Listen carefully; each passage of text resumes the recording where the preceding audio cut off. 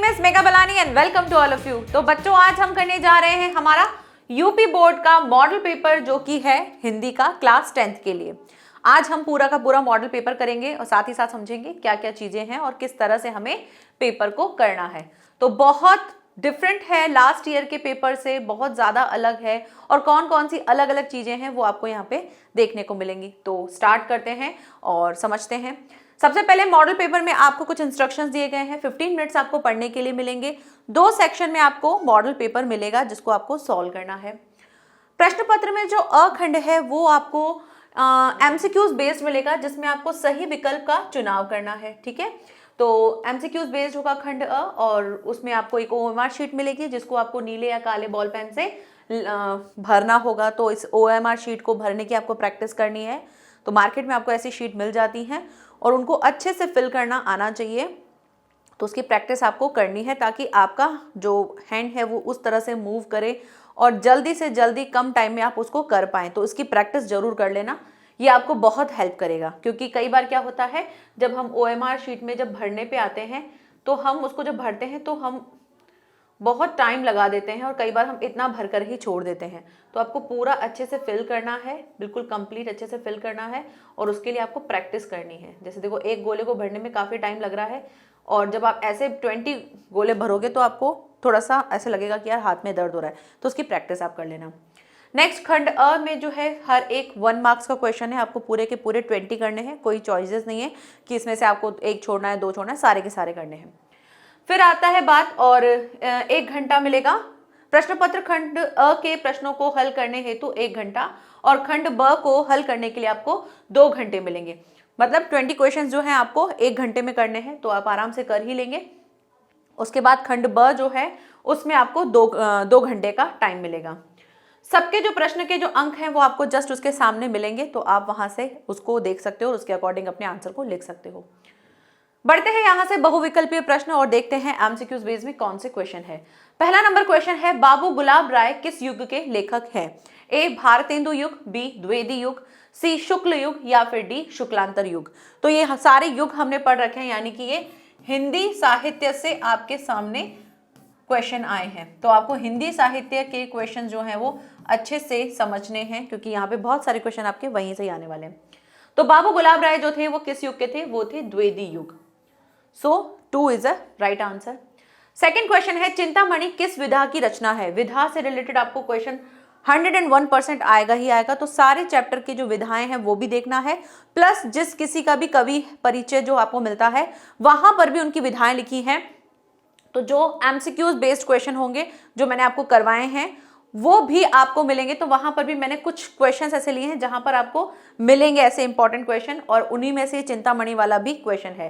तो चिंतामणि किस विधा की रचना है? ऑप्शन ए निबंध, ऑप्शन बी कविता, ऑप्शन सी नाटक या ऑप्शन डी कहानी।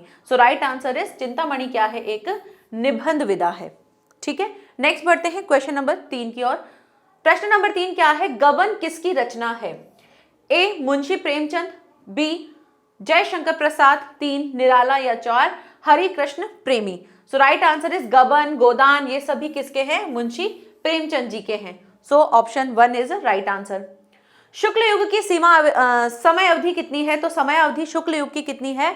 अगर आपने देखा होगा जब हमने सारे साहित्य पढ़े थे तो शुक्ल युग सबसे ज्यादा इंपॉर्टेंट युग था और उसकी समय अवधि क्या थी? तो देखिए ए 1936 से 1943 तक, बी 1919 से 1938 तक, सी 1900 से 1918 तक या फिर डी उपरोक्त में से कोई भी नहीं। सो शुक्ल युग की समयावधि बहुत इंपॉर्टेंट है और ये है 1919 से 1938। हमने सारे साहित्य के युगों की सीमा अवधि देखी थी। तो यहाँ से आपको ये जो समय अवधि है ये समय अवधि आपको जरूर से पढ़ लेनी है। ठीक है, इसको पूरा अच्छे से आपको पढ़ना है, इससे रिलेटेड आपको क्वेश्चन जरूर मिलेगा। नेक्स्ट बढ़ते हैं क्वेश्चन नंबर 5 की ओर। नीड़ का निर्माण फिर किस विधा की रचना है? अगेन एक और विधा से रिलेटेड क्वेश्चन आया है। तो नीड़ का निर्माण जो है वो कौन सी रचना है? एक जीवनी है, एक आत्मकथा है, एक साक्षात्कार है या भेंट करता है या फिर एक रेखा चित्र है। सो नीड़ का निर्माण फिर एक आत्मकथा है। ठीक है, so option 2 is a right answer. प्रश्न नंबर 6 प्रिय प्रवास किस युग की रचना है? प्रिय प्रवास ए द्विवेदी युग की रचना है, बी भारतेंदु युग की रचना है, सी प्रगतिवादी युग की है, या फिर डी छायावादी युग की है। सो राइट आंसर इज प्रिय प्रवास जो है वो द्विवेदी युग की रचना है। सबसे इंपॉर्टेंट युग द्विवेदी युग ही था, ठीक है। द्विवेदी युग और शुक्ल युग जो था ये सबसे ज्यादा इंपॉर्टेंट था। So A is a right answer. Next बात करते हैं प्रश्न नंबर 7, मधुशाला किसकी रचना है। तो ऐसे आपको रचनाएं भी मिल जाएंगी, पूछा जाएगा कि बताओ ये किसकी रचना है। तो मधुशाला ए रामधारी सिंह दिनकर जी की है, 2 हरिओध जी की है, सी या फिर 3 हरिवंश राय बच्चन जी की है, या 4 सुमित्रा नंदन पंत जी की है। सो मधुशाला जो है वो हरिवंश राय बच्चन की क्या है, रचना है, ठीक है। नेक्स्ट क्वेश्चन है प्रश्न नंबर 8, भारत भारती किसकी रचना है। वेरी इंपॉर्टेंट, भारत भारती किसकी रचना है। 1 सियाराम शरण गुप्त जी की, 2 मैथिली शरण गुप्त जी की, 3 जयशंकर प्रसाद जी की, या फिर डी या 4 महादेवी वर्मा जी की। तो यहां से राइट आंसर है ऑप्शन 2 मैथिली शरण गुप्त जी की। क्या है, भारत भारती रचना किनकी है, मैथिली शरण गुप्त की। इसमें कुछ समझाने वाला नहीं है, इसलिए हम क्विक कर रहे हैं, जल्दी जल्दी कर रहे हैं। प्रश्न नंबर 9 क्या है, आधुनिक काल कब से कब तक है। आधुनिक काल, ठीक है। अब काल से रिलेटेड भी 2 आ गए, समय अवधि कहें या काल कहें, इससे रिलेटेड भी आपको 2 क्वेश्चन मिले। तो आप इस चीज से ध्यान रखना। मॉडल पेपर से आपको क्या मिलता है, मॉडल पेपर से आपको समझने को मिलता है कि क्वेश्चन कहां कहां से आ रहे हैं। तो आप अपने अब जो आप लर्न करेंगे तो उस लर्न करने में आपको क्या ध्यान रखना है, एक तो मुझे समयावधि ध्यान रखनी है, यानी हमको इससे रिलेटेड क्वेश्चंस जो हैं अच्छे से पढ़ने हैं, कौन कौन से काल की समयावधि है, एक तो आपको ये करना है। दूसरा आपको विधा जो है उसके बारे में थोड़ा सा अच्छे से पढ़ना है कि कौन सी किसकी विधा है। जैसे आप किसी भी कवि का परिचय पढ़ते हो तो उनकी रचनाएं पढ़ते हो तो उनकी रचनाओं में पढ़ो कि अच्छा ये वाली रचना किसकी है और ये किस टाइप की, ये नाटक है, कहानी है, उपन्यास है, क्या है, वो सब चीजें आपको पढ़नी है। नेक्स्ट बात करते हैं, मतीराम किस युग के कवि हैं। तो युग से रिलेटेड भी आपको क्वेश्चन आ सकता है। तो जितने भी युग हैं उन सभी युगों के आप कवि, लेखक, ये सब जरूर पढ़ लेना ताकि आपको ये पता चल सके कि किस युग में कौन कौन से कवि आए थे। जैसे बाबू गुलाब राय का आ गया, अब मतीराम जी का आ गया। तो यहाँ पे युग वाले जो टॉपिक्स हैं उनको अच्छे से पढ़ लेना, ठीक है।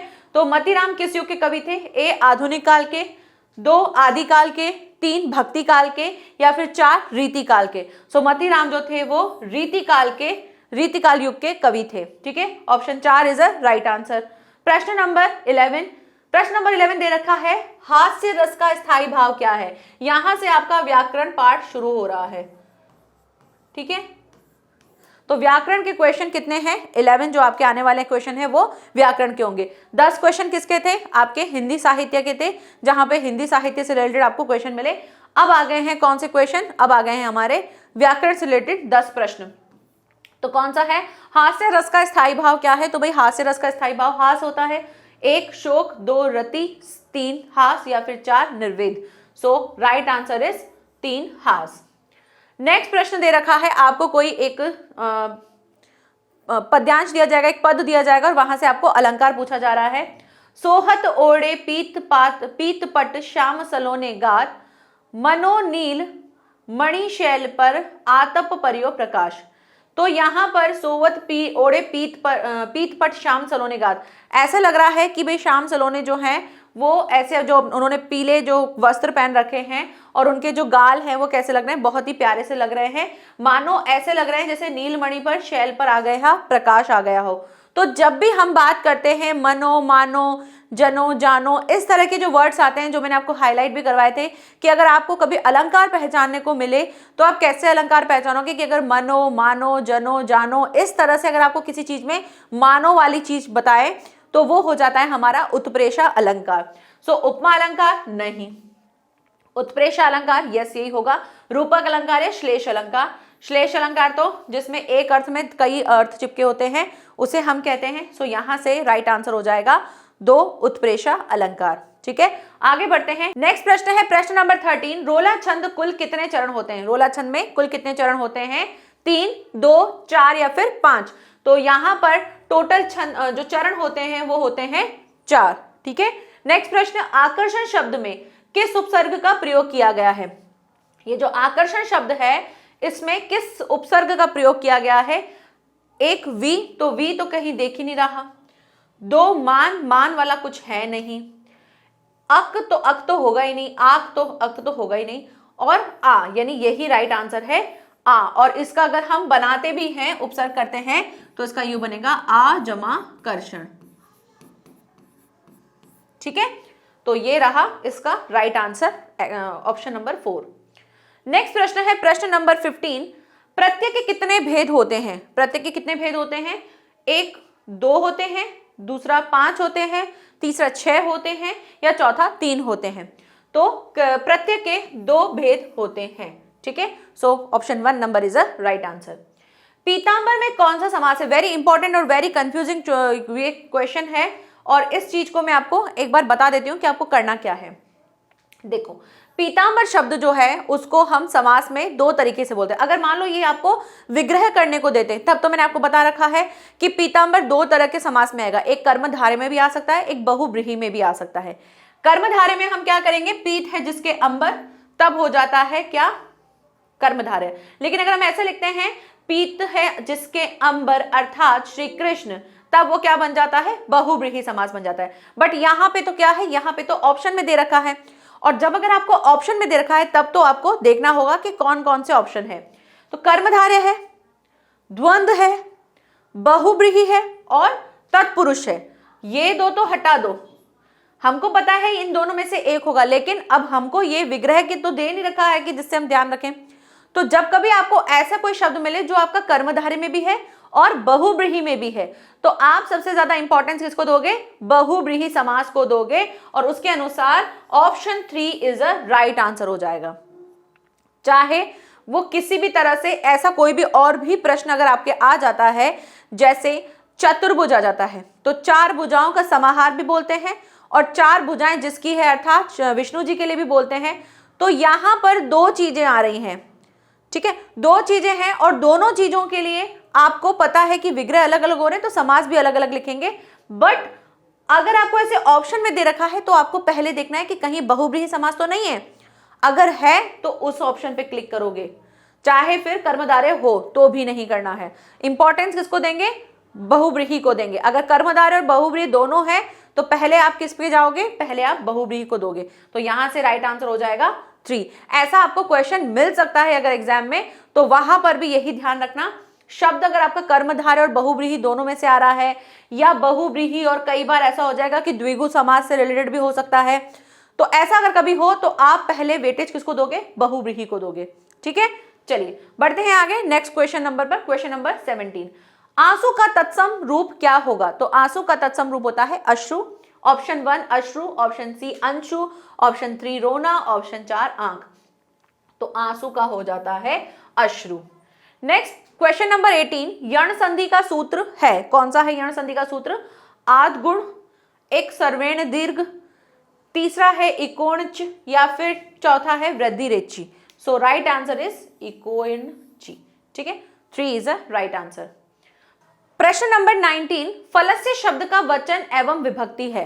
तो फल शब्द का वचन और विभक्ति बताना है। तो आपके कोर्स में फल शब्द दे रखे हैं, आपने वो पढ़ रखे हैं, याद हैं, बस फटाफट से बोल के देख लेना, और कहां पर ये वाला शब्द आता है फलस्य उसको देखना है। तो बोल के देखो, फलम फले फलानी, फलम फले फलानी, मैं काउंटिंग करती हूँ ना, फलम फले फलानी, फलम फले फलानी, फलेन फलाभ्याम फलेभ्य, फलाय फलाभ्याम फलेभ्य, फलात फलाभ्याम फलेभ्य, फलस्य फलयो फलानाम। फलस्य 6 नंबर पे आ रहा है, और फलस्य पहले आ रहा है, फिर फलयो आता है। सो षष्ठी विभक्ति एक वचन सही है। षष्ठी विभक्ति बहुवचन नहीं होगा, सप्तमी विभक्ति भी नहीं होगा, ये भी नहीं होगा। राइट आंसर हो जाएगा हमारा 1। नेक्स्ट, अब देखो हर एक क्वेश्चन पे एक एक आ रहा है, जैसे धातु रूप में आ गया, शब्द रूप में ये आ गया, अब धातु रूप में आया है। धातु रूप में क्या आया है? अपठित धातु का वचन और पुरुष बताना है। तो अपठित, अपठताम, अपठन, तो अपठित पहले ही आ जाता है, यानी ये एक वचन है, और प्रथम पुरुष प्रथम पुरुष आता है, सो प्रथम पुरुष आ जाएगा। तो एक वचन प्रथम पुरुष प्रथम पुरुष एक वचन कहाँ है? तो ये रहा प्रथम पुरुष एक वचन, बाकी सारे तो होंगे ही नहीं।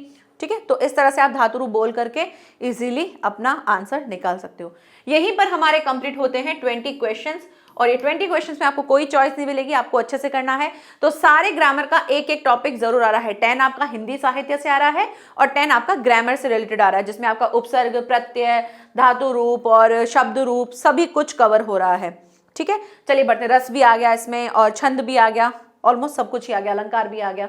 बढ़ते हैं नेक्स्ट, हमारे नेक्स्ट पार्ट पे। नेक्स्ट क्या है? नेक्स्ट आपका यहां से शुरू हो जाता है खंड ब, और ये है हमारा वर्णनात्मक प्रश्न। इसमें आपको क्या मिलेगा? एक गद्यांश मिलेगा जिसमें आपको 3 प्रश्न मिलेंगे और उन 3 प्रश्नों के उत्तर आपको देने हैं। यह कोई नहीं, ये कोई बात नहीं, और ये आपका अपठित नहीं है, पठित ही होगा, आपकी बुक से ही रिलेटेड होगा और कोई भी अपठित नहीं आएगा। तो हिंदी में यूपी बोर्ड में अपठित गद्यांश नहीं आता है, पठित गद्यांश ही आएगा, पठित पद्यांश ही आएगा। संस्कृत में भी आपका इसी तरह से होगा, दोनों में कोई भी चीज अपठित नहीं आएगी। तो इस चीज से आप टेंशन फ्री हो। तो क्या दे रखा है? आपको एक गद्यांश दिया है, इस गद्यांश को पढ़ना है, पढ़ करके इसके कुछ क्वेश्चन है उनको देखना है और उनके उत्तर देने हैं। तो क्या है? कोई रेखांकित पंक्ति दे रखी है। ये कोई बात नहीं है कि एक स्वभाव और रुचि के लोगों में ही मित्रता हो सकती है। समाज में विभिन्नता देखकर लोग एक दूसरे की ओर आकर्षित होते हैं। जो गुण हम में नहीं है, हम चाहते हैं कि कोई ऐसा मित्र मिले जिसमें वह गुण हो। चिंताशील मनुष्य प्रफुल्लित चित्त के का साथ ढूंढता है, निर्भर बलि का, धीर उत्साही का, उच्च आकांक्षा वाला चंद्रगुप्त युक्ति का, और उपाय के लिए चाणक्य का मुंह ताकता है। नीति विशारद अंबर मन बहलाने के लिए बीरबल की ओर देखता था। तो ये जो चैप्टर है मित्रता वाले चैप्टर से है, जिसमें हमको बताया था कि भाई मित्रता में ना एक जैसा गुण नहीं हो, विपरीत गुण होते हैं तो हम एक दूसरे की सहायता कर पाते हैं। तो इस तरह से ये चैप्टर हमने समझा था कि भाई अगर सेम सेम होता है तो हम आकर्षित नहीं होते हैं, अगर हमसे कुछ डिफरेंट होता है तो हम दोस्ती की तरफ आकर्षित हो जाते हैं। उसी से रिलेटेड ये चैप्टर था मित्रता वाला। अब देख लेते हैं पहले प्रश्न क्या दे रखा है? प्रश्न दे रखा है, सबसे पहला प्रश्न दे रखा है, उपर्युक्त गद्यांश का संदर्भ लिखिए। आपको क्या लिखना है? इसका संदर्भ लिखना है। संदर्भ मीन्स कि ये कहाँ से लिया गया है, हमारी पुस्तक के कौन से खंड से लिया गया है, इसके लेखक कौन है, इसमें क्या बताया गया है, ये सब आपको लिखना होता है। दूसरा है गद्यांश के रेखांकित अंश की व्याख्या करिए। जो आपको रेखांकित अंश दे रखा है ये, इसकी आपको व्याख्या करनी है। तीसरा क्वेश्चन है कि इससे रिलेटेड कोई एक क्वेश्चन मिलेगा जो कि इसमें होगा और वहां से पूछा जाएगा कि बताओ इस लेखक के अनुसार इसमें क्या कहना चाहते हैं। तो तीसरा क्वेश्चन है, लेखक के अनुसार समाज में विभिन्नता देखकर लोग एक दूसरे की ओर क्यों आकर्षित होते हैं। ठीक है, तो सबसे पहले संदर्भ देख लीजिए। प्रस्तुत गद्यांश हमारी पाठ्य पुस्तक के गद्य खंड में संकलित मित्रता नामक पाठ से लिया गया है।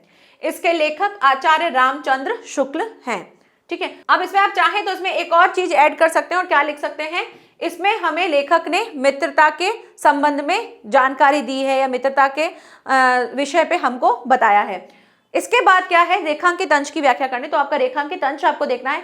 अब आप सोचेंगे कि इसमें से व्याख्या कैसे करनी, तो आपको इसको अपने ओन वर्ड्स में बताना है। ये लाइन्स हैं, इनको आपको ओन वर्ड्स में बताना है। जैसे यहाँ पे लिखा है, ये कोई बात नहीं है कि एक स्वभाव और रुचि के लोगों में मित्रता हो सकती है। समाज में विभिन्नता देखकर लोग एक दूसरे की ओर आकर्षित होते हैं। तो इसको आप कैसे लिखोगे कि मित्रता के लिए जरूरी नहीं है कि हमारा सेम स्वभाव ही हो तभी हम मित्र बन सकते हैं। हमें मित्रता जो है विपरीत स्वभाव वालों से भी हो सकती है और उसमें हम उस मित्रता के लिए आकर्षित हो जाते हैं। तो यही सिंपल हम लिख सकते हैं और इसी को ही कैसे लिखा गया है, रेखांकित अंश की व्याख्या कैसे करोगे। शुक्ल जी का कहना है कि दो व्यक्तियों में मित्रता के लिए यह बात महत्वपूर्ण नहीं होती है कि उनका स्वभाव भी एक सा हो। या आप ऐसे लेखक का नाम लिख करके जरूर लिख सकते हैं। महत्वपूर्ण बात यह है कि वे एक दूसरे से कितनी सहानुभूति रखते हैं। यदि वे परस्पर सहानुभूति रखते हैं तो विपरीत स्वभाव वालों में भी क्या हो जाती है, मित्रता कायम रहती है। ये मित्रता लंबे समय तक चलती भी है और सच्ची भी सिद्ध होती है। मित्रता तो विपरीत स्वभाव और रुचियों वाले व्यक्तियों में भी हो सकती है। किसी व्यक्ति में जो गुण नहीं होता उसी गुण को दूसरे व्यक्ति में देखकर उससे आकर्षित होकर वे दोस्ती कर लेते हैं। भाई अगर किसी में अगर कोई गुण नहीं है वो दूसरे में देख लेता है तो वो उससे आकर्षित होकर उससे दोस्ती कर लेता है कि हाँ यार इससे मेरी दोस्ती बनेगी। तो कहने का मतलब ये है कि विपरीत स्वभाव वालों के साथ भी हमारी दोस्ती हो सकती है। अब जो तीसरा प्रश्न था कि लेखक के अनुसार जो है विभिन्नता देखकर एक दूसरे से जो है आकर्षित क्यों हो जाते हैं, तो उसके लिए लेखक के अनुसार समाज में लोग विभिन्नता देखकर एक दूसरे की ओर आकर्षित इसलिए हो जाते हैं ताकि उनसे वे उन गुणों का लाभ उठा सके जिन गुणों में उनकी कमी है और अपने अंदर महसूस करते हैं। जैसे निर्बल व्यक्ति को बलवान मिल जाता है, धैर्यवान व्यक्ति जो है उसको उत्साही व्यक्ति से मित्रता करना चाहता है। तो ये सारी चीजें जो हैं हमको मिल जाती हैं अगर हमसे दूसरे स्वभाव वाला, अब जैसे कोई डरपोक है तो उसको बहादुर फ्रेंड मिल जाता है तो वो हर टाइम उसको क्या करता है, हर टाइम उसको इनकरेज करता है। कोई डीमोटिवेट रहता है, उसको सामने वाला जो है वो बहुत ज्यादा कॉन्फिडेंट रहता है तो उसको बार बार कॉन्फिडेंस देता है। तो जो डीमोटिवेट है उसको भी बार बार क्या होता है, उस वाले फ्रेंड की बहुत जरूरत पड़ती है। किसी बात में वो घबरा जाता है, दूसरा कहता है अरे घबरा क्यों रहा है, मैं हूं ना तेरे साथ। करता भले वही है, लेकिन एक फ्रेंड होने के साथ क्या हो जाता है, पॉजिटिव थिंकिंग आ जाती है। तो यही चीजें आपको लिखनी है। नेक्स्ट फिर आपको इसमें ऑप्शन मिलेगा, एक आपको गद्यांश वो मिला, एक आपको ये मिला। अब इन दोनों में से जो भी आपको सही समझ में आता है, जिसमें भी आपको पाठ का नाम अच्छे से पता है, जिसमें भी आपको उसके लेखक का नाम पता है, आप वो लेंगे और उसको ही करेंगे। ठीक है, तो आपकी चॉइस होगी, आप किसको लिखना चाहते हो, किसको करना चाहते हो, वो आपके ऊपर है। नेक्स्ट है, हे भगवान तब के लिए विपद के लिए इतना आयोजन, परम पिता की इच्छा के विरुद्ध इतना साहस, पिताजी क्या भीख नहीं मिलेगी, न मिलेगी, क्या कोई हिंदू भूपृष्ठ पर न बच रह जाएगा जो ब्राह्मण को 2 मुट्ठी अन्न दे सके, यह असंभव है, फेर दीजिए पिताजी, मैं कांप रही हूं, इसकी चमक आंखों को अंधा बना रही है। तो ये उपयुक्त गद्यांश का संदर्भ आपको लिखना है सेम। फिर रेखांकित जो आपको पंक्ति है उसका आपको भावार्थ लिखना है, अर्थ लिखना है। फिर तीसरा, ममता द्वारा किस कार्य को ईश्वर की इच्छा के विरुद्ध बताया गया है, ये भी आपको एक क्वेश्चन मिलेगा। तो 2 तो आपको संदर्भ और रेखांकित जो है उसके से रिलेटेड मिलेगा, और तीसरा आपको इसमें से कोई प्रश्न मिल जाएगा। तो संदर्भ कैसे कहेंगे, प्रस्तुत गद्यावतरण हमारी पाठ्य पुस्तक हिंदी के गद्य खंड में संकलित ममता नामक कहानी से उद्धृत है। कौन से चैप्टर से, ममता नाम से है। इसके लेखक छायावादी युग के कौन है, प्रवर्तक जयशंकर प्रसाद है। यहां से आपको यह भी पता चल जाएगा जयशंकर प्रसाद कौन से युग के हैं, छायावादी युग के। क्योंकि क्या पता जयशंकर प्रसाद जी का नाम आ जाए कि जयशंकर प्रसाद जी जो हैं किस युग के हैं, तो इसमें आपको हर एक लाइन जो है आपके लिए बहुत इंपॉर्टेंट है। तो छायावादी युग के हैं जयशंकर प्रसाद। ऐसे भी प्रश्न आ जाए कि छायावादी युग में कौन, निम्न में से कौन से लेखक जो है वो छायावादी युग के हैं, तो अगर जयशंकर प्रसाद का नाम होगा तो आप उसको टिक कर देंगे। ठीक है, तो ऐसे थोड़ा क्रिएटिव होकर अपने माइंड को पढ़ा करो, ताकि मतलब जो भी चीज पढ़ो उसको थोड़ा क्रिएटिव होकर पढ़ो। ऐसे सिर्फ बोझिल होकर नहीं पढ़ना है कि हाँ यार लाइन दे रखी है हमको पढ़ना है। चलिए आगे बढ़ते हैं, अंश की व्याख्या भी करनी है। तो कैसे करेंगे रेखांकित अंश की व्याख्या। जयशंकर प्रसाद जी कहते हैं कि जब ममता ने स्वर्ण आभूषणों से भरा हुआ थाल देखा तब वह हतप्रद रह गई। वह आश्चर्य प्रकट करती हुई अपने पिता से कहती है कि आप विपत्ति के लिए इतना धन का संग्रह क्यों कर रहे हैं, भगवान की इच्छा के विरुद्ध आपने इतना बड़ा जो दुस्साहस किया है वो नहीं करना चाहिए था, क्योंकि हम क्या हैं, ब्राह्मण हैं। और ये बात कही थी किसने, उनकी जो पुत्री है उन्होंने कही थी अपने पिता से। प्रश्न 3, परमपिता की इच्छा के विरुद्ध इतना साहस से आश्चर्य क्या है। आशय यह है कि ईश्वर की इच्छा के विरुद्ध किया जाने वाला जो दुस्साहस है, यानी इसका कहने का मतलब है कि ईश्वर यदि हमें विपत्ति में डालना ही चाहता है तो हमें उसकी इच्छा के विरुद्ध प्रयास नहीं करना चाहिए। भाई अगर हमको किसी भगवान अगर हमको किसी परेशानी में डाल रहे हैं तो आप ऑलरेडी उससे पहले अगर निकलने का प्रयास पहले से ही ढूंढ के रख रहे हो तो वो गलत है, क्योंकि ईश्वर ने हमारे लिए वो परेशानियां दी हैं तो उन परेशानियों को हमको सह के फिर आगे बढ़ना है। उसके लिए पहले से ही जुगाड़ करके रख रहे हो तो वो ईश्वर की इच्छा के क्या है, विपरीत है। और यही चीज उन्होंने जो है अपने पिता को कही। ठीक है, तो यहाँ पर आपका जो पठित गद्यांश है उससे रिलेटेड आपको 2 ऑप्शन मिलेंगे, उनमें से आपको कोई एक चूज करना है और उसको लिखना है। ठीक है, तो 15 मिनट मिलेंगे आप उसमें चॉइस कर लेना कि हमें किसको करना है, क्योंकि यहाँ पर जो संदर्भ है उसमें भी आपको पता होना चाहिए ये किस चैप्टर से, इसके लेखक कौन है। तो जहां आप बिल्कुल कॉन्फिडेंट हो, जिसमें आपको पता है, वही वाला आप चूज करना। ठीक है, चलिए आगे बढ़ते हैं। नेक्स्ट फिर क्या आएगा, फिर आपका पद्यांश से रिलेटेड आएगा, जहां पे आपका काव्य खंड जो है वो आएगा। अब उस काव्य खंड में भी क्या मिलेगा, फिर से आपको पद्यांश में भी 2 चॉइस मिलेगी, उन दोनों में से आपको कोई एक करना है। मैंने दोनों करवाए हैं ताकि आप आराम से, आपके पास पूरा कंटेंट हो और उसको आप आराम से पढ़ सके। तो इसमें भी आपको दो मिलेंगे, 2 में से एक करना है। पहला है, चरण कमल बंदो हरिराई, जाके कृपा पंगु गिरी लेहो, अंधे को भी सब कुछ दर्शाई, बहिरो सुने गूंग पुनि बोले, रंक चले सिर छत्र धराई, सूरदास स्वामी करुणामय, बार बार बंदो तिही पाई। अब आपको यहां से ही हिंट मिल गई, सूरदास वाला चैप्टर से है। ठीक है, तो ये बहुत अच्छी चीज है जो आपको हिंट भी मिल गई यहाँ पे। उपयुक्त पद्यांश का आपको वही संदर्भ लिखना है, रेखांकित अंश की आपको व्याख्या करनी है। उपयुक्त पंक्तियों में कौन सा अलंकार है, यहां पर आपको अलंकार मिलेगा कि आपको अलंकार बताना है। तो देखो मैं अलंकार वाला क्वेश्चन तो मैं आपको यहीं करवा देती हूँ। देखो पहला चीज, इसमें बहुत सारे अलंकार हो सकते हैं, क्योंकि एक में आपको हर जगह अलंकार मिल जाए, हर मतलब एक ही अलंकार हो ऐसा नहीं है। जैसे आप चरण कमल, चरण कैसे हैं, कमल के समान है, तो ये कौन सा अलंकार हो गया। तो आप इस तरह से जब अलंकार लिखेंगे तो उसमें उत्तर में आप क्या लिखना, ये उत्तर लिखना, तो लिखना चरण कमल।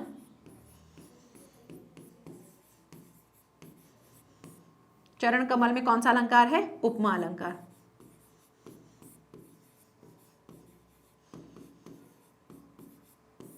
ठीक है, क्योंकि इसमें हमने चरण को कमल की उपमा दी है।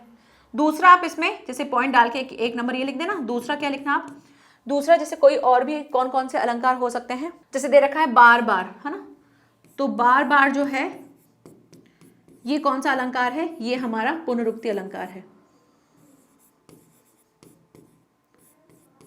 पुनरुक्ति अलंकार, ठीक है, इसको ऐसे लिख देना। और भी कोई अलंकार दिख रहा हो तो वो भी देख लो, तो आप 2 लिख देना, तो ऐसे अलंकार लिख देना आप। ओके, चलिए आगे बढ़ते हैं। नेक्स्ट आता है, इन 2 के प्रश्न जो है हम देख लेते हैं।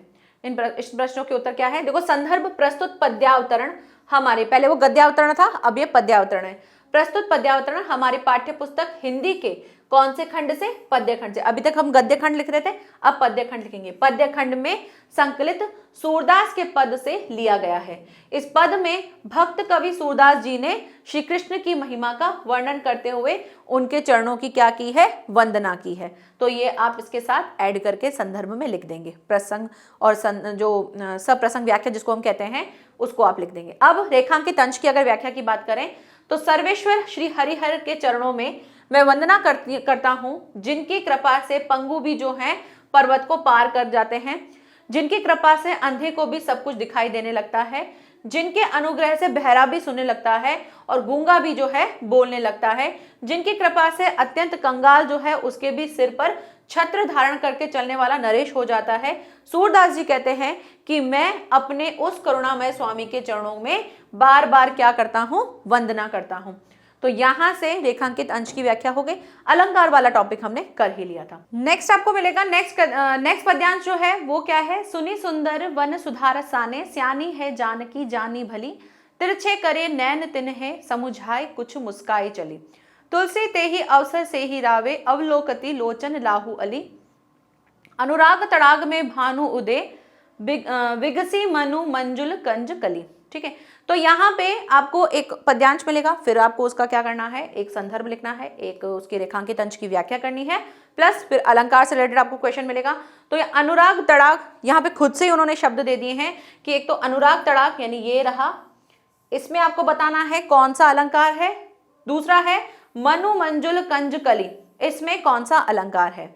तो आप क्या करेंगे, सबसे पहले हम ये अलंकार वाला ही कर देते हैं। अनुराग तड़ाग में भानु उदय, ऐसा लग रहा है कि भानु जो है तड़ाग में, नदी में जो है उदय हो चुका है। तो यहां पर अनुराग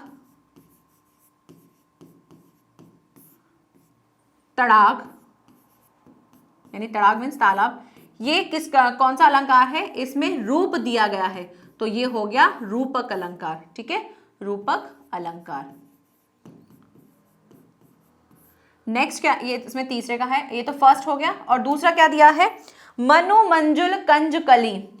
तो मनु मंजुल कंज कली में देखो म की आवृत्ति हो रही है, इसमें क की हो रही है, तो आप लिखेंगे मनु मंजुल कंज कली।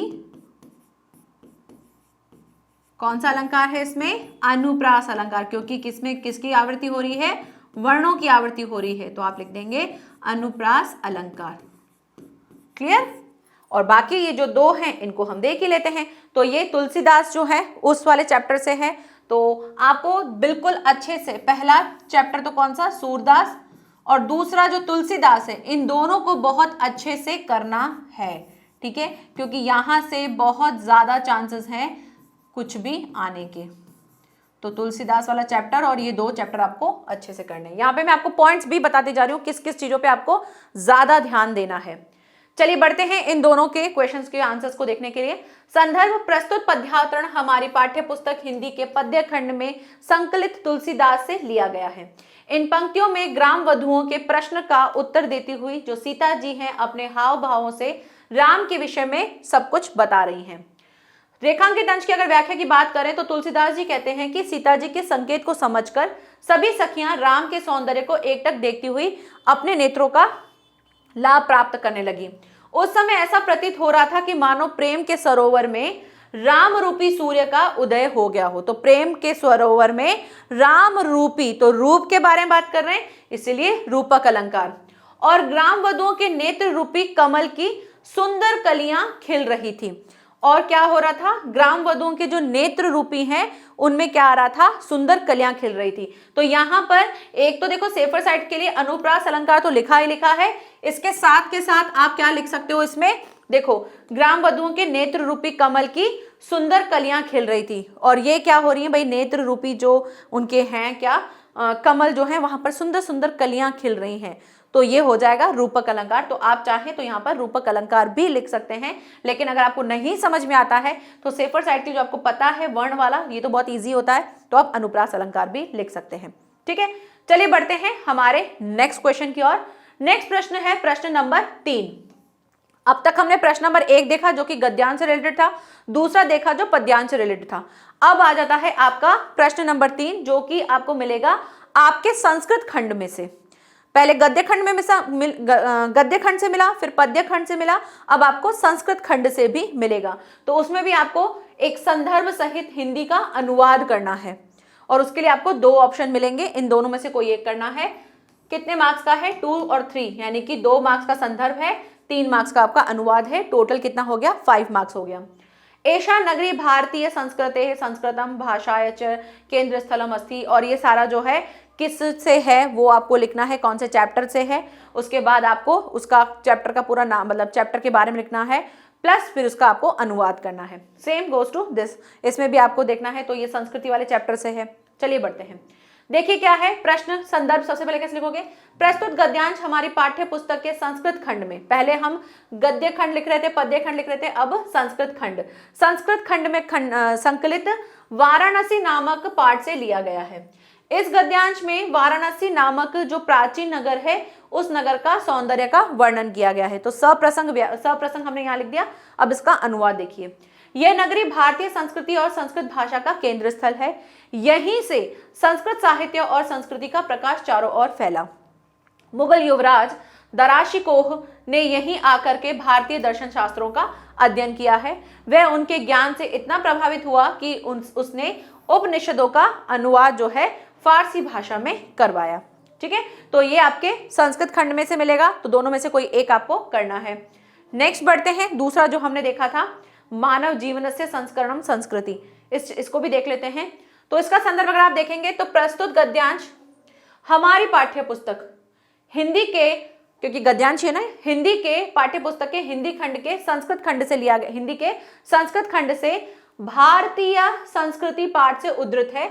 इसमें भारतीय संस्कृति के स्वरूप और महत्व पर प्रकाश डाला गया है। तो आपने पहले तो यहाँ पे संदर्भ लिखा, फिर इसका प्रसंग भी लिखा कि एग्जैक्टली इसमें क्या बताया जा रहा है। तो दोनों चीजें आपको लिखनी है संदर्भ में। संदर्भ में आपको क्या क्या लिखना है, संदर्भ में आपको एक तो इसका सप्रसंग लिखना है, मतलब प्रसंग भी लिखना है, क्या बताया जा रहा है और कहां से लिया गया है, ये दोनों चीजें आपको इसमें लिखनी है। अगर सिर्फ और सिर्फ आप यहां तक लिखोगे तो आपके मार्क्स कट जाएंगे। आपको ये भी लिखना है कि इसमें किसके बारे में बताया गया है। अनुवाद की बात करें तो मानव जीवन को संवारना, दोषाधि को दूर करना संस्कृति है। हमारे पूर्वजों ने मानव जीवन को शुद्ध करने के लिए महान प्रयत्न किए हैं। उन्होंने हमारे जीवन के संस्कारों के लिए जिन आचारों और विचारों को दिखाया है वह सभी हमारी क्या है, संस्कृति है। ठीक है, तो इसको करते ही आपके 5 मार्क्स कंप्लीट हो जाएंगे। अब जैसे हिंदी खंड में हमने गद्यांश किया, फिर पद्यांश किया, सेम आपका संस्कृत में भी एक गद्यांश से रिलेटेड क्वेश्चन आएगा और दूसरा पद्यांश से रिलेटेड आएगा। तो ये रहा पद्यांश से रिलेटेड, कितना है, ये भी सेम 5 मार्क्स का ही है। संस्कृत पद्यांश में आपको किसी एक संदर्भ का हिंदी का अनुवाद करना है, संदर्भ सहित एक हिंदी अनुवाद करना है। पहला आपको दे रखा है मानव हित्वा प्रियो भवति, क्रोधम हित्वा न शोचति, कामः हित्वार्थना भवति, लोभ हित्वा सुखी भवेत्। ठीक है, तो एक तो आपको ये दिया है, दूसरा आपको ये दिया है, दोनों में से आपको एक करना है। तो सर्वे भवन्तु सुखिनः का तो हमें अच्छे से पता ही है कि सभी सुखी होवे, सभी रोग मुक्त होवे रहें और सभी मंगलमय घटनाओं के साक्षी बने और किसी को भी दुख का भागी न बनना पड़े। ठीक है, इससे ऊपर वाला जो है इसको कैसे करेंगे, तो देखो इसका संदर्भ क्या है। प्रस्तुत पद्यांश हमारे पाठ्य पुस्तक हिंदी के संस्कृत खंड के जीवन सूत्राणी पाठ से लिया गया है। इस पद्यांश के विभिन्न त्यागों का महत्व किया गया। बताया इसमें पद्यांश में आपको विभिन्न त्यागों के बारे में जो है उनका महत्व जो है वो बताया गया है। अनुवाद की बात करें तो देखो, यक्ष मनुष्य क्या छोड़कर प्रिय हो जाता है, मनुष्य क्या छोड़कर शोक नहीं करता है, मनुष्य क्या छोड़कर धनवान हो जाता है, मनुष्य क्या छोड़कर सुखी होता है। और इस पर युधिष्ठिर कहते हैं कि मनुष्य अहंकार को छोड़कर प्रिय हो जाता है, मनुष्य क्रोध को छोड़कर शोक नहीं करता है, मनुष्य इच्छा या कामना को छोड़कर धनवान हो जाता है, और मनुष्य लोभ को छोड़कर सुखी हो जाता है। तो ये सारे चैप्टर्स आपको डिम्पल मैम ने बहुत अच्छे से करवाए होंगे, बट डिम्पल मैम ये मॉडल पेपर नहीं करवा पाई क्योंकि उनकी तबीयत ठीक नहीं है, इसलिए उनका सेक्शन भी मैंने ही आपको करवा दिया है। तो आई होप आपको समझ में, मतलब पढ़ा तो हुआ है, लेकिन किस तरह से करना है आपको वो आपने देख लिया कि संदर्भ लिखना है, फिर आपको अनुवाद करना है। तो संदर्भ में आपको बताना है कहाँ से लिया गया है, किस चैप्टर से है, प्लस इसमें क्या बताया गया है वो भी आप 1-2 लाइनें इसमें ऐड करेंगे। बढ़ते हैं आगे। नेक्स्ट प्रश्न है प्रश्न नंबर 5। अपने पठित खंड काव्य के आधार पर निम्नलिखित प्रश्नों में से किसी एक का उत्तर देना है। आपका जो भी पठित खंड काव्य है, जो आपके जिस जिले में जो भी खंड काव्य आ रहा है उन बच्चों को वही करना है। तो मैंने सारे ही करवा दिए हैं ताकि जो भी जिस भी जिले का हो वो आगे स्किप कर करके अपने वाले खंड काव्य को देख सकता है। तो क्या दे रखा है, क दे रखा है मुक्तिदूत खंड काव्य के आधार पर गांधी जी का चरित्र चित्रण और चतुर्थ सर्ग का कथानक अपने शब्दों में लिखिए। ठीक है, 3 मार्क्स में आपको मिलने वाला है। तो सबसे पहले अगर चरित्र चित्रण की बात करें तो गांधी जी का चरित्र चित्रण जो है वो भारत के लिए नहीं अपितु संपूर्ण विश्व में एक महान घटना है। अपने गरिमामय और अलौकिक चरित्र बल से ही गांधी जी ने संपूर्ण विश्व को क्या किया है, प्रभावित किया है। पहला हमने पॉइंट दिया है दिव्य पुरुष। गांधी जी क्या थे, दिव्य पुरुष थे। तो काव्य के प्रथम सर्ग में जो है कवि ने महात्मा गांधी को क्या बताया, एक अवतार की तरह बताया है, और एक अंग्रेजों के अत्याचारों के विरुद्ध जो है ईश्वर का एक दिव्य पुरुष के रूप में उनकी क्या बोलते हैं, उनका जन्म हुआ है, ऐसा कहा गया है। दूसरा क्या है, हरिजनों के उद्धारक थे। तो महात्मा गांधी ने जीवन पर्यंत दलितों, पिछड़े हुए लोग जो हैं, हरिजन जो हैं, उनको अपने गले लगाया और बहुत दिनों तक वो हरिजनों की बस्ती में भी रहे थे। और गांधी जी के जीवन का उद्देश्य था कि हरिजनों का मुझे क्या करना है, उद्धार करना है। तीसरा था मातृभक्त, मतलब माता के बहुत भक्त थे, अपनी मम्मी को बहुत मानते थे। तो गांधी जी माँ के प्रति जो है उनका बहुत ही अगाध श्रद्धा और भक्ति की भावना थी। वो माँ को स्वप्न में देखते थे और जो भी उनकी मम्मी जो है उन्हें कहती थी वो उसी को ही मानते थे। और माँ जैसा जो प्यार है कोई और नहीं दे सकता, माँ जैसी ममता कोई और नहीं दे सकता, ऐसा ही उनका मानना था।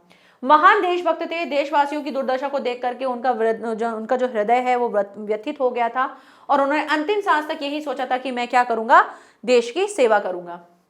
नेक्स्ट क्या थे, अड़िग और निर्भीक थे, कभी किसी से डरते नहीं थे और अपनी बातों पे हमेशा खड़े रहते थे।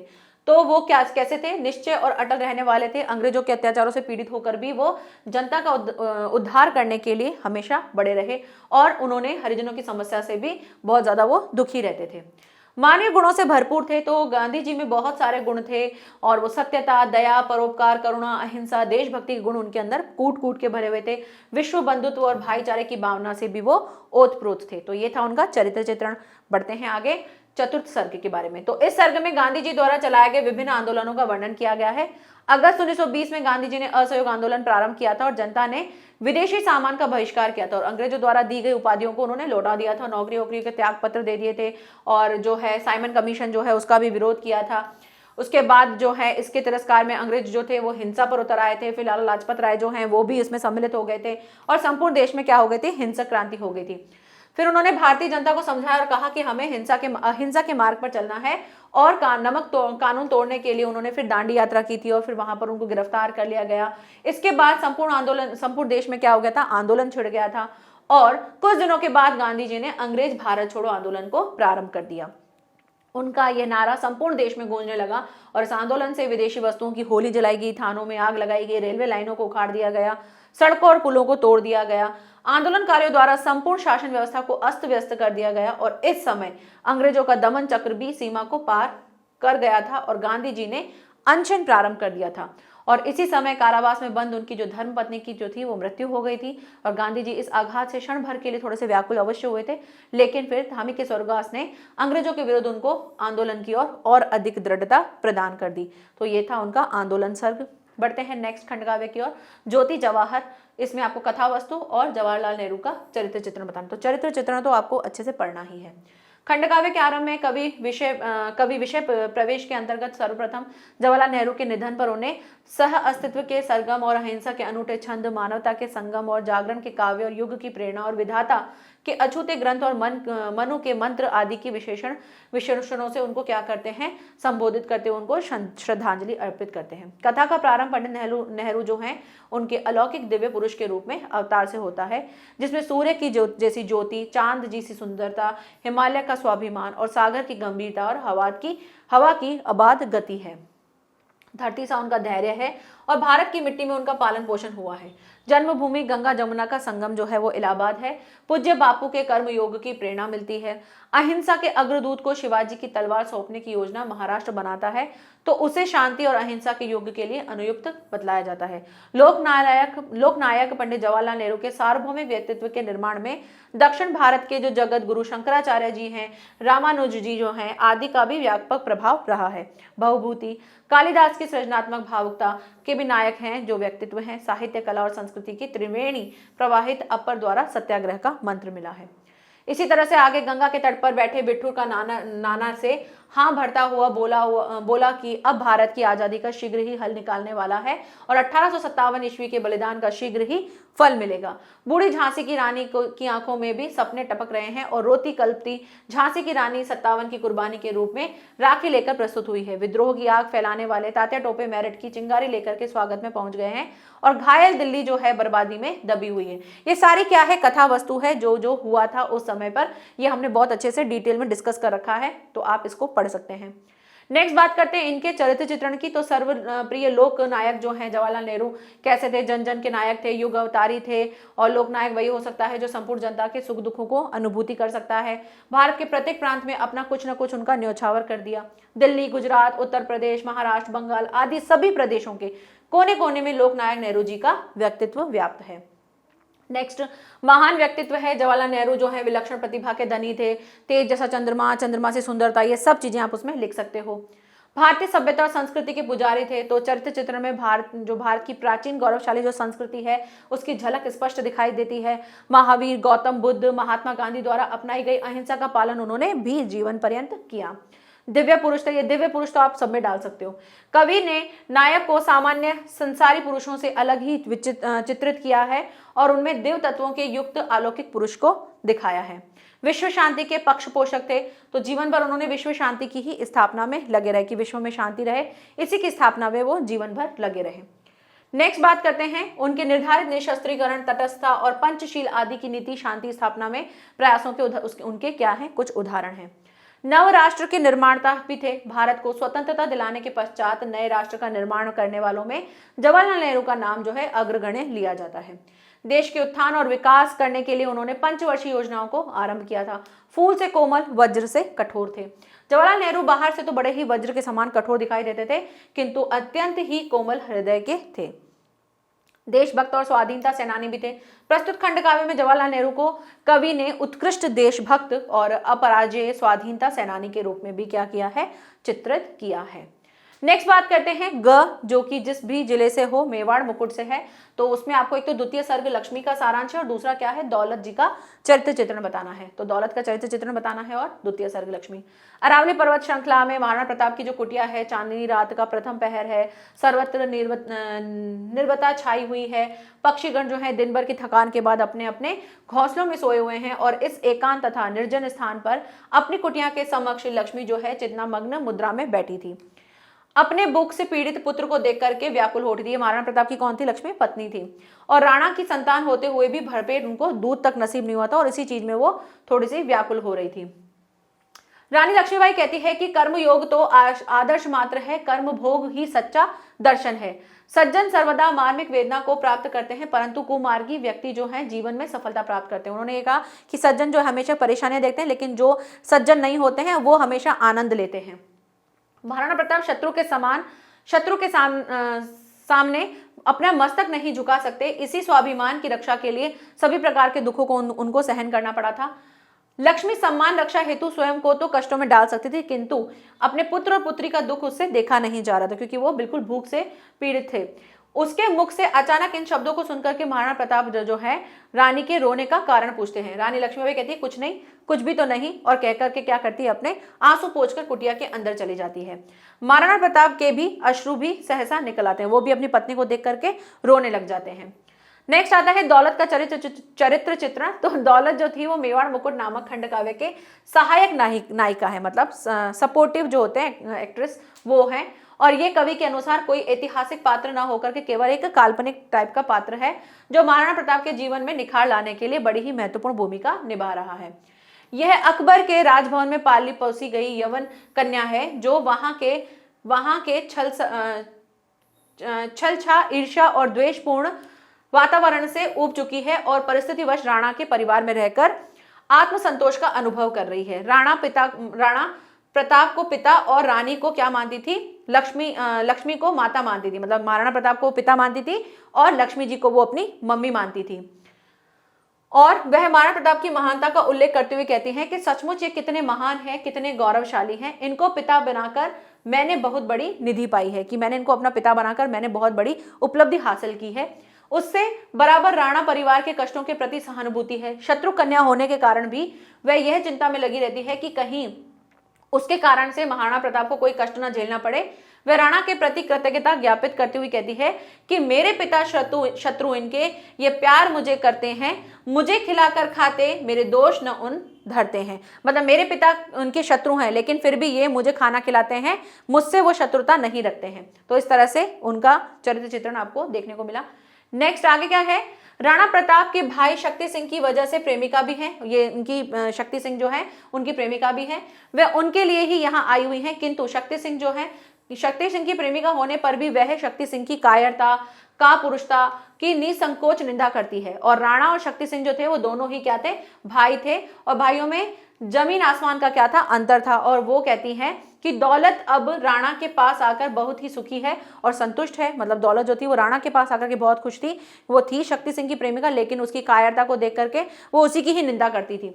शक्ति सिंह के प्रति आकर्षित होते हुए भी राणा ने उनकी परिस्थितियों को देखकर कुछ भी नहीं कहा, और वे कहती है कि यह अभावमय जीवन ही अब लगता मुझे भला है, मैं प्रश्न हूं मन से वैभव का उन्माद टला है।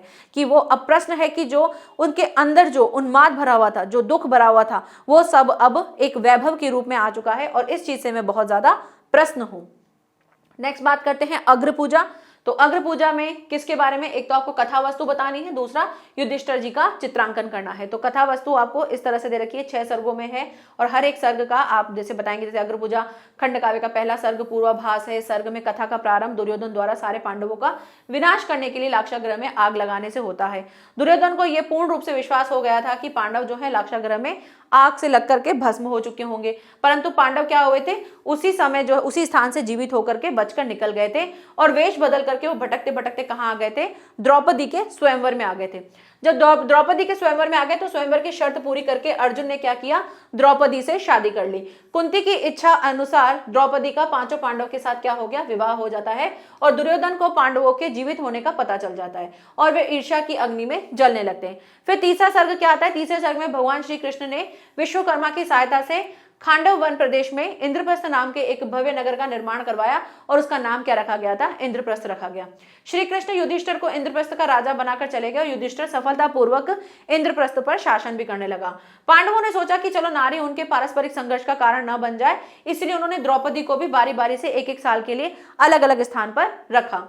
द्रौपदी को अनुचित रूप से देखने के शाप के कारण अर्जुन 12 वर्षों तक वन के लिए चले गए, और वन में भटकते भटकते द्वारका पहुंचे, और वहां पर श्री कृष्ण की बहन सुभद्रा से विवाह करके इंद्रप्रस्थ पहुंचे।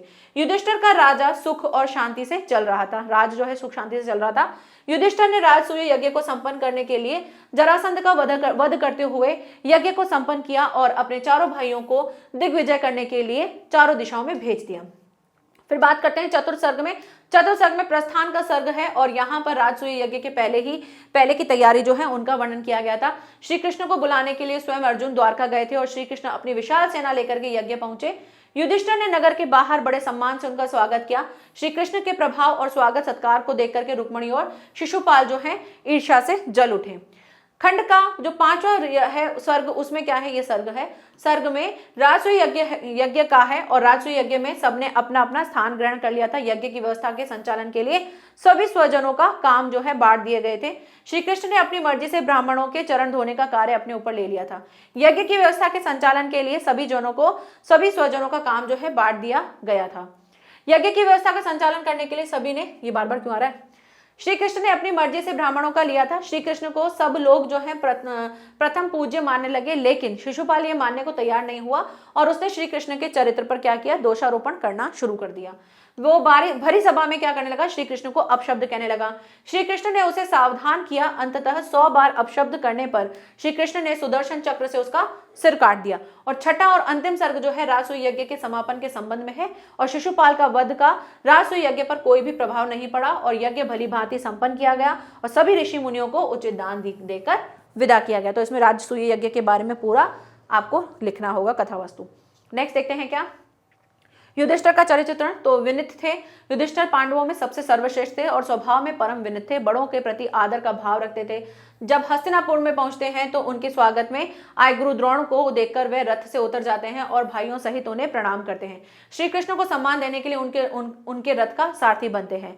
साधु चरित्र के थे। साधु चरित्र वाले व्यक्ति थे। उन्हें किसी भी प्रकार का छल कपट वाला कोई भी चीज उनके अंदर नहीं थी। करुणा, प्रेम, धर्म, सत्य, न्याय, ये सभी गुण उनके अंदर थे। समर्थ प्रजापालक, सभी पूरे प्रजा का पालन करने वाले थे। खांडव वन में जाकर के उन्होंने ऐसी राज्य व्यवस्था चलाई कि उनकी ख्याति जो है चारों तरफ फैल गई थी। उसके बाद थे गणराज्य के सूत्रधार थे। युधिष्ठिर देश में बिखरे हुए छोटे छोटे राज्यों को एक सूत्र में बांध करके एकता अक्षुण्ण कर रखने के घोर समर्थक थे और उनके राजसूय यज्ञ का प्रमुख प्रयोजन भी यही था। दया, करुणा, प्रेम, उदारता आदि गुणों से भी वो संपन्न थे। दया, करुणा, प्रेम, उदारता आदि सद्गुण कूट कूट कर उनके अंदर भरे हुए थे और सब पर करुणा का ये इस तरह से एक पंक्ति कुछ दी गई है। नेक्स्ट बात करते हैं प्रश्न, नेक्स्ट आता है जय सुभाष। तो इस तरह से जय सुभाष के बारे में दे रखा है। तो यहाँ पे नेताजी के बारे में आपको दे रखा है, तो आप इसको अपने पढ़ सकते हैं कि प्रखर प्रतिभावान संपन्न थे। मैं थोड़ा सा साइड हो जाती हूँ। सुंदर व्यक्तित्व था, समाज सेवी थे, स्वदेशी प्रेमी थे, अनुपम त्यागी थे, स्वाभिमानी थे और दृढ़ निश्चयी थे, स्वतंत्रता के पुजारी थे, धैर्यवान और सहनशील थे। हमने जब पढ़ा था तब हमने बहुत डिटेल में पढ़ा था। यहाँ पर आप इस तरह से 2-2, 3-3 लाइनों में हर एक पॉइंट को डिस्क्राइब कर सकते हो। नेक्स्ट प्रथम सर्ग क्या था, तो प्रथम सर्ग में सुभाष चंद्र बोस के जन्म के बारे में है। तो जन्म के बारे में बताएंगे, उनके माता पिता के बारे में बताएंगे, उनका बचपन कैसा था, उनके शिक्षक बैनी माधव जो थे वो अत्यधिक प्रभाव थे, साहस, निर्भीकता, बुद्धिमत्ता और तेजस्विता बालक सुभाष में अपने माता पिता और गुरुजी के सहज ही प्राप्त कर ली थी और उन्हें कहीं भी दीन दुखी लोग मिल जाते थे तो वो उनकी सेवा में लोग लग जाते थे और उनको बड़ा अच्छा लगता था, बहुत संतोष मिलता था।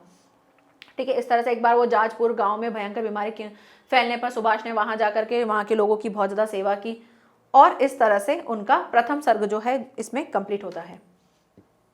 नेक्स्ट आता है च, जिसमें आपको मातृभूमि के लिए जिस जिस जिले में आपका ये आने वाला है तो संकल्प सर्ग और दूसरा चंद्रशेखर आजाद जी का जीवन परिचय।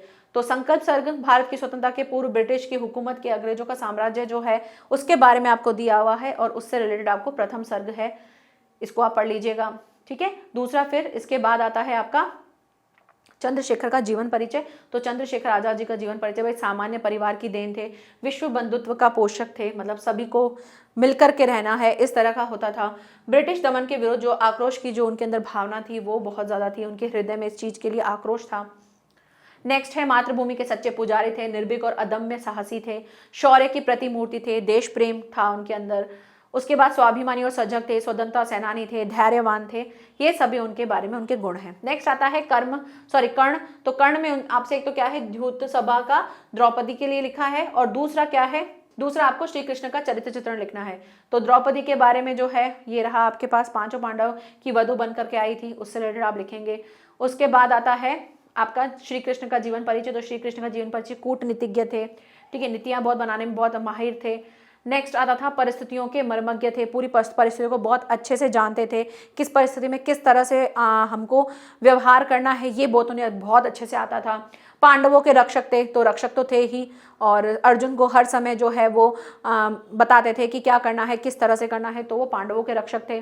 नेक्स्ट पराक्रम था उनके अंदर, बहुत ज़्यादा पराक्रम था, डरते नहीं थे किसी भी चीज़ से, किसी भी परिस्थिति से वो डरते नहीं थे और उसका बहुत ही सामना करते थे हिम्मत के साथ। मायावी कृष्ण थे, मतलब अलग अलग रूप बदल के, भेष बदल करके आते थे, तो मायावी भी थे। तो किसी भी युद्ध से, योद्धा से वो घबराते नहीं थे। जिन बातों को बड़े बड़े वीर जो हैं प्रयत्न करने पर भी नहीं जान पाते थे, वो कृष्ण जी जो हैं वो सहसा ही जान लेते थे। तो ये कृष्ण जी का जीवन परिचय है। नेक्स्ट है कर्मवीर भरत। इसमें भरत के बारे में, जो कैकई है उनके बारे में आपको कैकई का चरित्र चित्रण बताना है। तो यहाँ पर कैकई को एक पॉजिटिव वे में बताया है, तो हम भी इसको पॉजिटिव वे में ही लेंगे कि भाई कैकई जो थी वो पॉजिटिव थी, एक आदर्श माता थी और आदर्श अपने पुत्रों को राज सुख भोगने की अपेक्षा जन सेवा में जाना चाहती थी, इसलिए उन्होंने श्री राम जी को जंगल में भेजा था। ठीक है। फिर कर्तव्य के प्रति सजग थी, कर्म के प्रति निष्ठावान थी, दूरदर्शी नारी थी, दूर की सोचती थी और आत्मविश्वासिनी और वीरांगना थी। इस तरह से आप कैकई के जीवन परिचय के बारे में लिखेंगे, उस चरित्र चित्रण के बारे में। फिर है प्रथम सर्ग आवागमन, यानी आगमन। जब वो आते हैं तो दशरथ के मरणोपरांत जब गुरु के आदेश से दूत जो है भरत और शत्रुघ्न को ननिहाल से राजगृहपुर में बुलाने के लिए पहुंचता है, तो अचानक दूत के पहुंचने से भरत के मन में अनेक प्रकार की भरत आ जाएगा, ठीक है। भरत के मन में अनेक प्रकार की शंकाएं होती हैं और बारी बारी से पूछता है कि भाई सब कुशल तो है। जो दूत है वो कथन कहता है, उसके कथन से वो संतोष नहीं होता है। फिर वो शत्रुघ्न के साथ अयोध्या के लिए प्रस्थान करते हैं रास्ते में, तथा अयोध्या पहुंचने पर शोक जो है संतप्त अयोध्या की नगरी की दशा को देख करके वो समझ जाते हैं कि यहाँ पे कुछ ना कुछ तो हुआ है। मैं बहुत स्पीड से बोल रही हूँ क्योंकि ये हमने पढ़ रखा है, जस्ट एक बार गो थ्रू कर रहे हैं। तुमुल खंड काव्य जो है वो आपको लक्ष्मण का चरित्र चित्रण बताना है, और एक सर्ग जो है जिसमें राम मिलाप और सौमित्र जो है उनका उपचार से रिलेटेड है। सुमित्रा जो है राम मिलाप और सौमित्र का जो उपचार है उससे रिलेटेड है ये चैप्टर। इससे रिलेटेड खंड काव्य है जिसमें आपको लक्ष्मण का चरित्र चित्रण बताना है। तो वो सौंदर्य था, सौंदर्य के निधान थे, शिशु रूप में समुद्र मंथन से मिले श्रेष्ठ रत्न के समान थे, वे बचपन से ही प्रियदर्शी और मृदुभाषी थे। जब आपने देखा भी होगा जो तुलसीदास वाले में परशुराम से जो उनका संवाद था, तब भी वो बहुत पोलाइटली ही बोल रहे थे, जबकि परशुराम बहुत गुस्से में क्रोधी होकर के बोल रहे थे।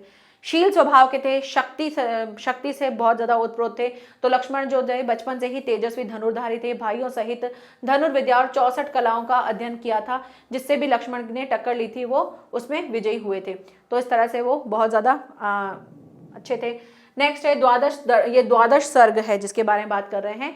तो उसमें लक्ष्मण की ऐसी दशा देख करके राम विलाप करने लगे और कहने लगे कि हे लक्ष्मण, सौमित्र मतलब कि लक्ष्मण का जो उपचार है उसके बारे में बात कर रहे हैं। तो तुम्हारी ऐसी दशा में मैं अत्यंत दुखी हूँ। हे धनुर, तुम धनुष हाथ में लेकर फिर उठो, मैं तुम्हारे बिना जीवित नहीं रह सकता हूँ।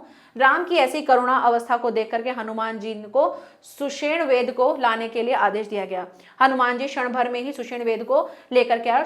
सुषेण वेद ने कहा कि संजीवनी बूटी के बिना लक्ष्मण जी जो हैं उनकी चिकित्सा नहीं हो सकती। फिर वो हनुमान जी लेकर के आते हैं और उसके बाद लक्ष्मण जी को जीवित करते हैं, ठीक है।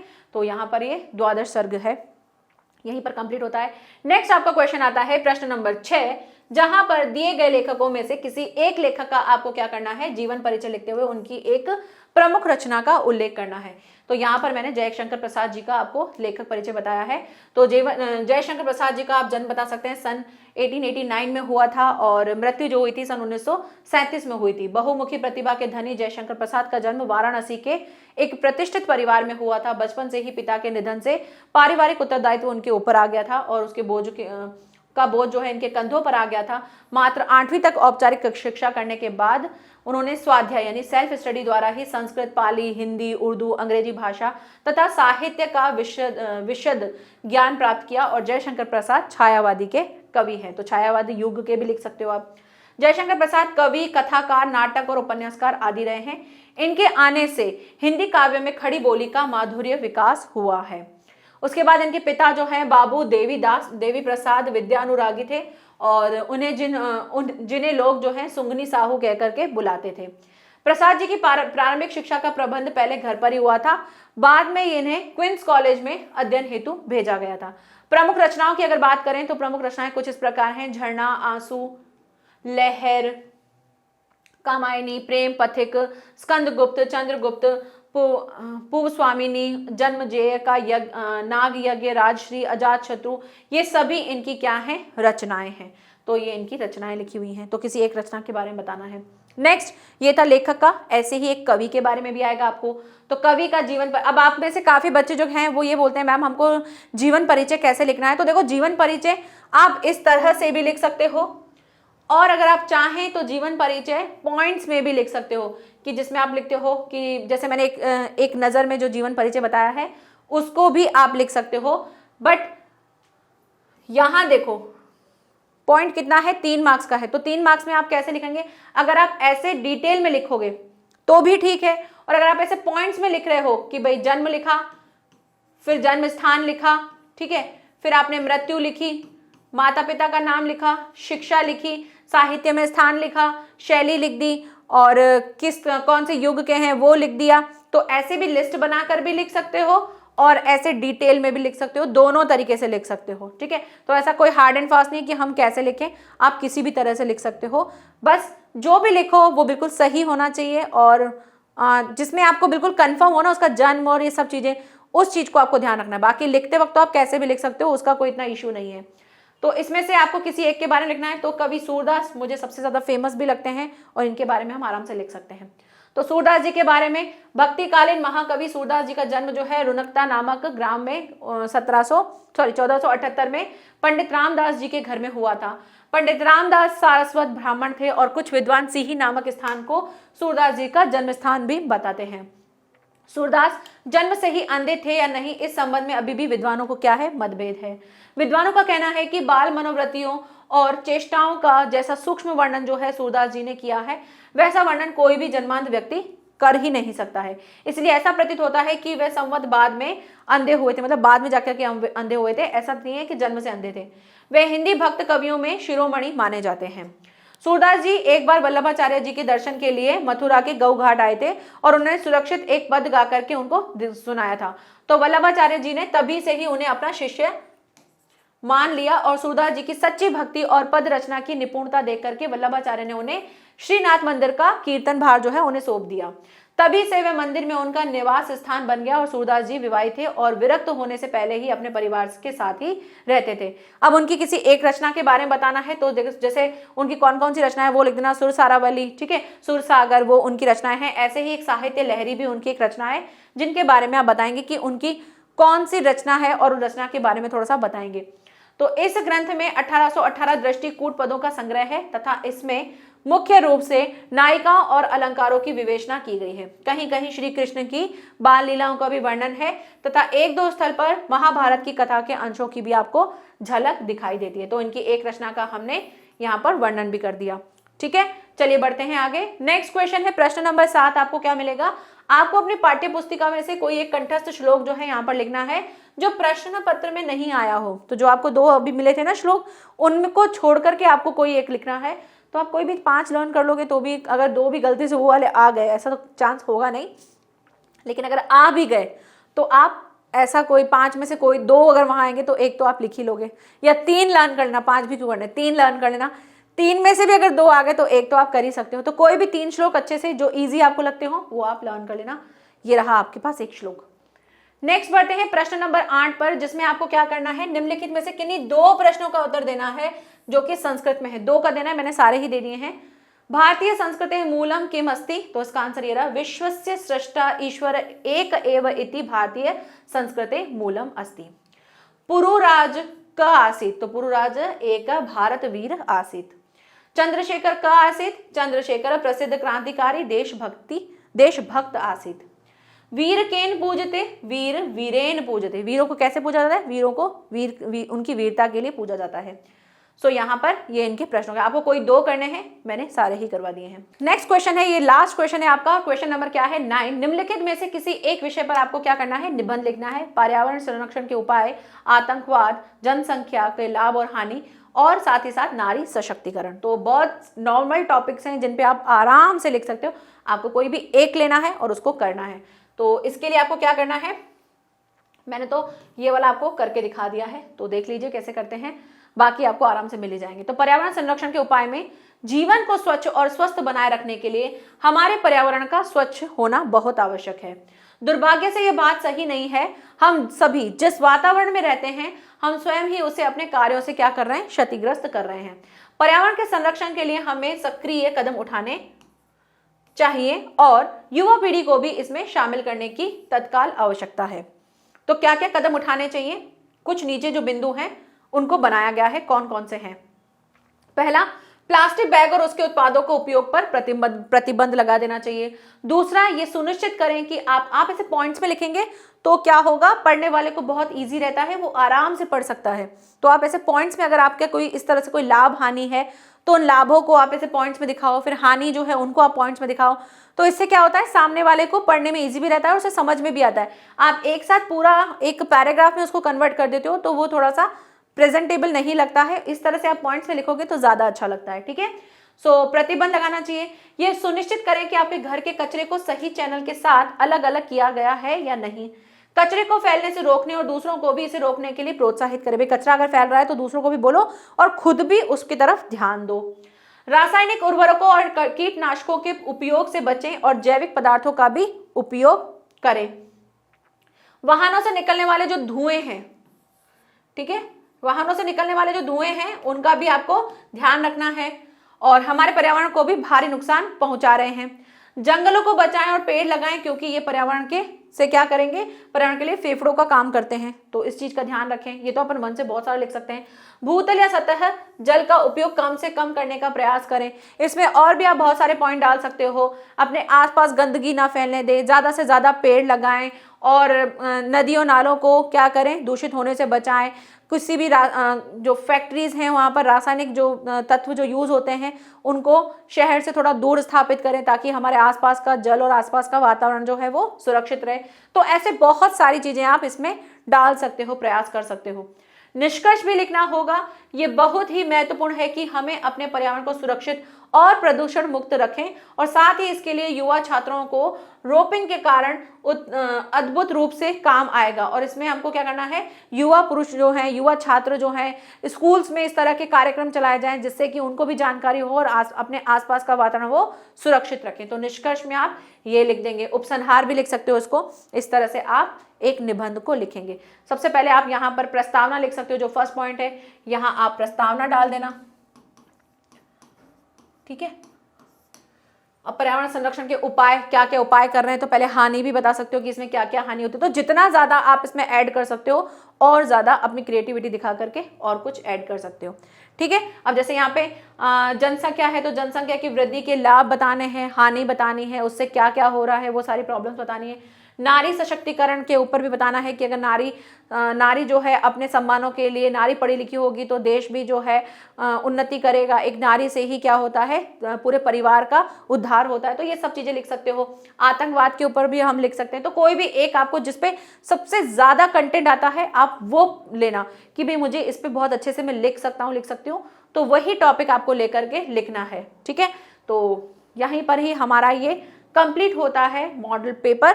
सो आई होप आपको बहुत अच्छे से समझ में आ गया होगा कि कैसे क्वेश्चंस आ रहे हैं और किस तरह से हमें इनको करना है। तो जीवन परिचय जिसकी मैं बात कर रही हूँ, तो जीवन परिचय आप अपने अकॉर्डिंग लिखिए। इस दुविधा में मत रहिए कि डिटेल में लिखूं या शॉर्ट में लिखूं। बस ये देखो कि जो भी लिखूं सटीक लिखूं। अगर आप कम से कम लिखना चाहते हो और सही, अब जैसे आप पॉइंट्स में अगर आप लिखेंगे तो पॉइंट्स में लिखोगे तो वहां पर क्या हो जाएगा, आपको बिल्कुल सेलेक्टेड वो, अगर आपको सही में आता है वो वर्ड तो ही आप उसे वहां पर लिखें। अदरवाइज वो आप पॉइंट्स में लिखोगे और वो सही नहीं होगी। जैसे मान लो उनका जन्म स्थान ही अगर आपने गलत लिख दिया तो वहीं पर ही हाईलाइट हो जाएगा। तो वो आप अगर बस ये ध्यान रखना कि मुझे अच्छे से एक जीवन परिचय लिखना है, फिर चाहे आप डिटेल में यूं पैराग्राफ में लिखें या पॉइंट्स में लिखें, ये सब कुछ आपके ऊपर है। ठीक है, तो मिलेंगे नेक्स्ट हमारे कोई और मॉडल पेपर में जहां पर हम डिस्कस करेंगे दूसरा model paper. So thank you so much, bye bye, best of luck and take care.